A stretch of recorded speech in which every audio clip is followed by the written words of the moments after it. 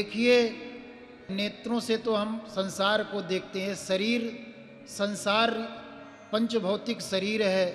छित जल पावक गगन समीरा, पंच रचित यह अधम शरीरा। तो शरीर संसारियों के माध्यम से मिला, पंचभौतिक शरीर से, पंचभूतों से है।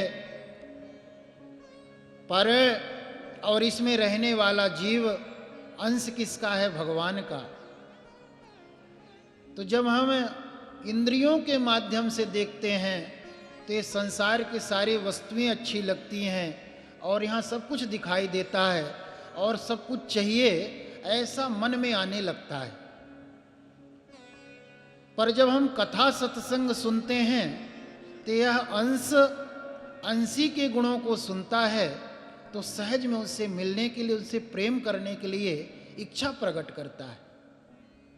वह जानता है कि हम सच्चे साथी हमारे भगवान के हैं, सच्चे साथी मेरे भगवान हैं और हम भगवान के हैं। कथा में बैठने के बाद क्षण में ही वैराग्य हो, थोड़ी देर के लिए ही लगे, जितनी देर तक हम सुन रहे हैं उतनी देर तक भले ही टिके कि नहीं, हम सच में भगवान के हैं और भगवान ही मेरे सच्चे हितैषी हैं और भगवान को हमें खोजना चाहिए, मिलना चाहिए। ठाकुर जी हमें कैसे मिले?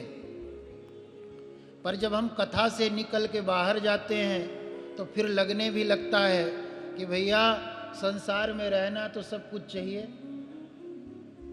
और संसार के लोगों की भी बड़ी विलक्षण ही शिक्षा है कि जब तक जीते रहे तो घर मकान दुकान सब कुछ सत्य है और मर गए तो राम नाम सत्य है।